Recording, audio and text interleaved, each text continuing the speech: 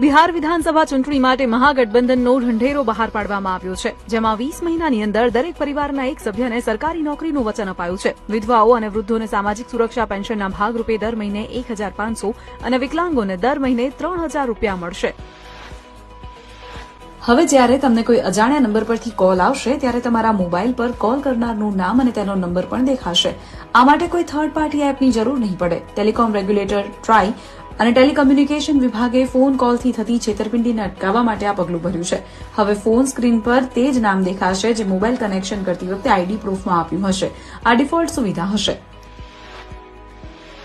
છેલ્લા 8 દિવસમાં સોનાનો ભાવ 11,541 રૂપિયા ઘટીને આજે 1,18,043 પર પહોંચી ગયો છે.